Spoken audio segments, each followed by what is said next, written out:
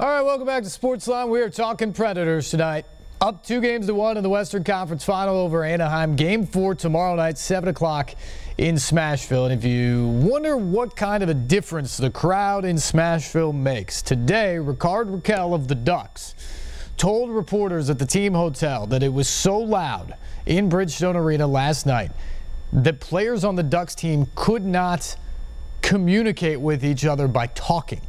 The only way they could do it is if they screamed to each other on the bench and on the ice or just did nonverbal stuff. That's how loud it was in Bridgestone Arena last night. So when you hear people talk about, oh, it's crazy, especially if you haven't been there, I know the sort of the assumption or what you tend to do if you've been around sports, because you hear it all the time. People talk about it's a crazy atmosphere, it's a wild atmosphere, it's a wild place. Those words all get overused. And so you kind of get numb to it and you think, oh, wow, it's loud. It's like every other arena that gets loud when people get excited. I'm telling you this is different. And everybody else is telling you this is different. James Neal said it today. He said, I've played for other teams. I've played in other arenas. I've been in some loud buildings.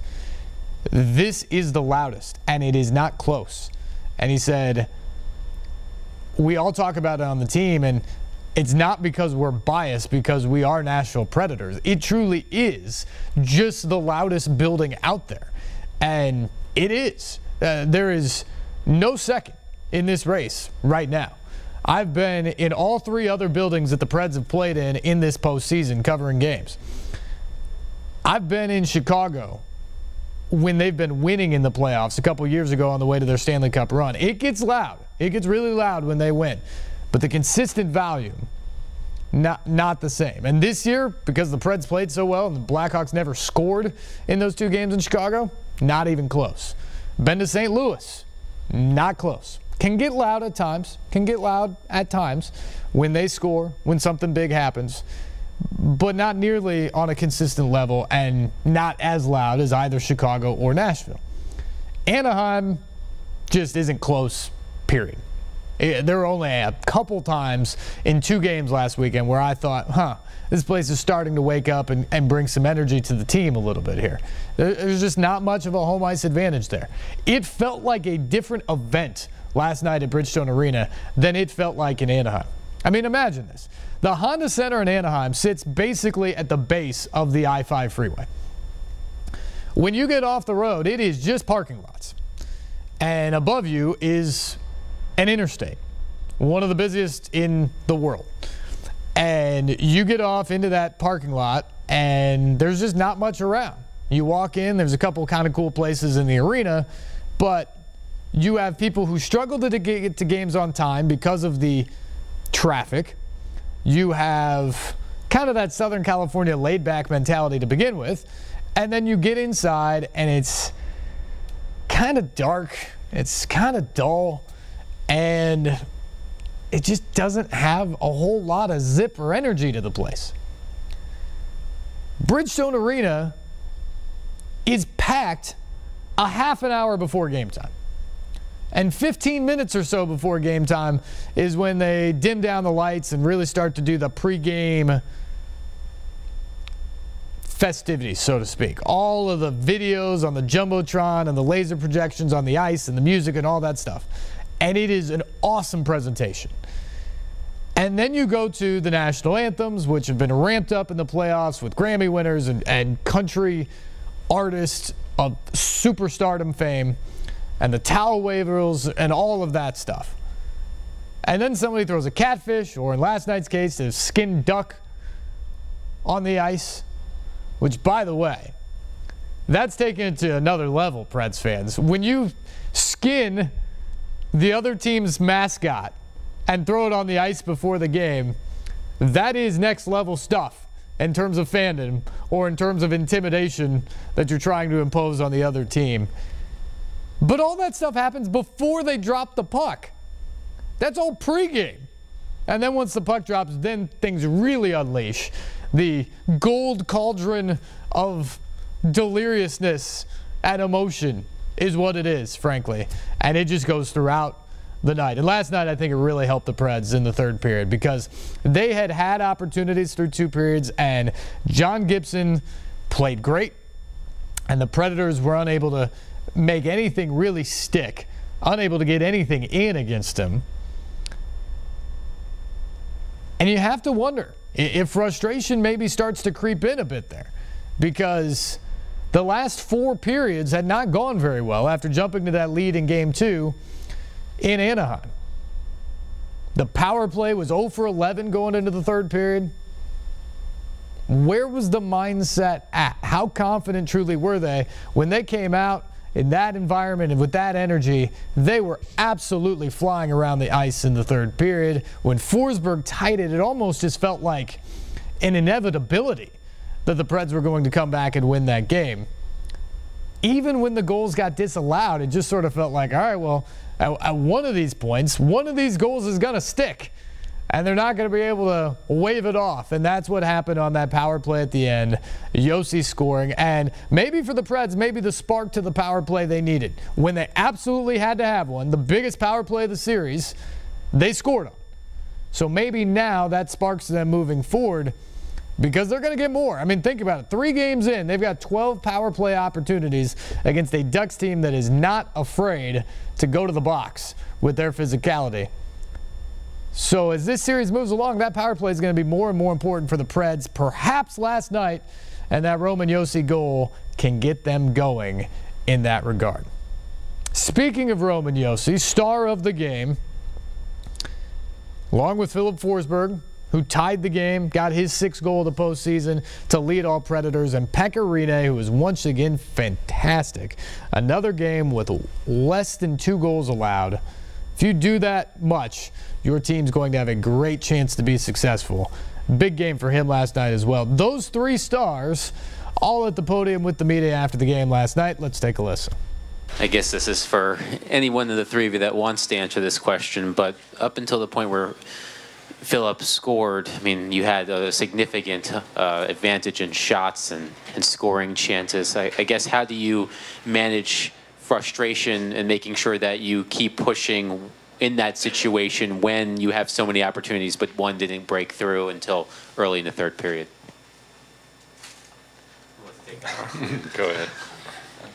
Yeah, I mean, I think just throughout, I mean, whatever minutes we played before, I think we played great. I think we played fast and competitive, and I think it was just a matter of sticking with it. And obviously Gibson played great in that, but at the same time we just kept pounding them, and I think that was the key. Again, for any of you guys, you know, you're on a fantastic streak at home, 6 in a row this postseason. I think it's 10 overall, 2 goals disallowed tonight against you. I mean, is there magic here? Is there something special other than just the fans and you guys playing really well? Combination. I think it's fun to play in front of these fans. So, you know, you always try to establish your home building, tough place to play, and I think we've been doing that. And even in a regular season, we like to play at home. But these playoffs, I mean, you know, you don't want to have any regrets, and you don't want to look back these home games as a missed chance, and we've been doing a really good job. Yeah, there's this little magic, man. We have a video coach. I guess I'll be specific with who I'm asking this question to. So, Roman, this team throughout the playoffs and the way that it's won games, it's won it in many different ways. You've won it via comeback. You've won a lot of 1-goal games. You've won in overtime games. You've won blowout game. I mean, what does it say about this group that regardless of the situation, you always seem to find a way to win a game regardless of how it ultimately plays out? Yeah, it says a lot. I think we're a confident team. We know what we can do in the room, and yeah, like Phil said today, we I mean, nobody panicked. We knew we played a good game, and we had a lot of chances, a lot of shots, and we knew we just had to play the same way, and they're gonna go in sometime, and yeah, it doesn't matter what happens. We just try to stay positive and just stay with it. Front right. Philip, that's the 2nd time in the playoffs you guys have been down at home, and you brought your team back in the game. Do you kind of live for those moments in the playoffs to be the guy for this team and make sure you're able to score those clutch goals?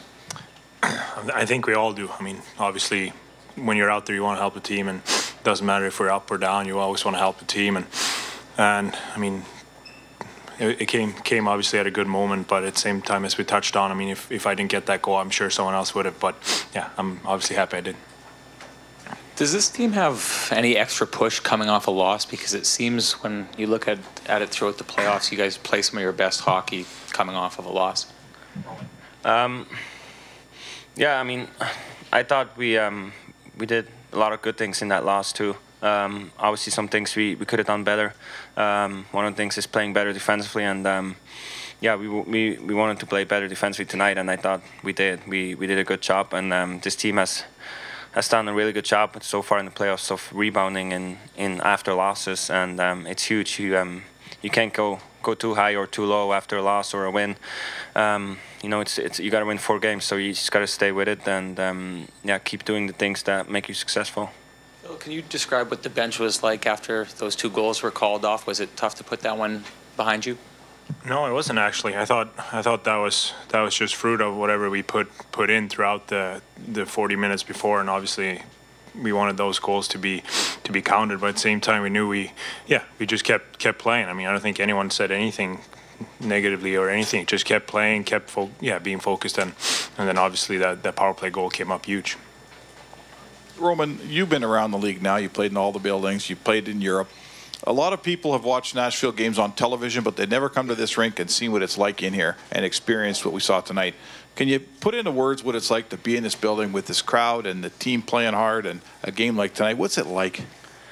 I can't. I really can't. I mean, it's tough to put in words. Like you said, you watch it on TV, but you got to be in here to feel the energy. It's unbelievable. Our fans they're amazing. Like every time they stand up and they just keep cheering, and I mean, as a team, it gives us that extra boost. And like I said, the energy, I don't know, I haven't been in a building with that much energy in my life and in my career. So yeah, it's unbelievable, and I think you got to be here to see how it really is.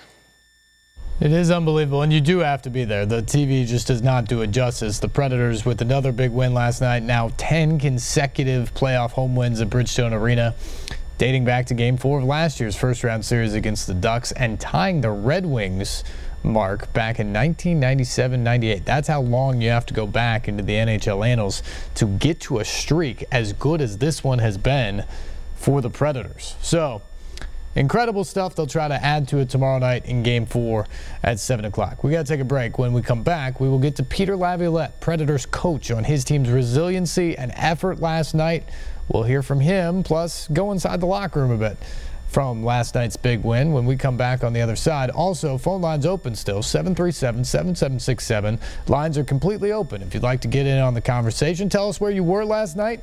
Tell us where you watched the game from, your impressions of it, and also what you think now of this series with the Predators up 2-1. Also an update from the Eastern Conference Final on the other side of this break right here on SportsLine on News Channel 5+.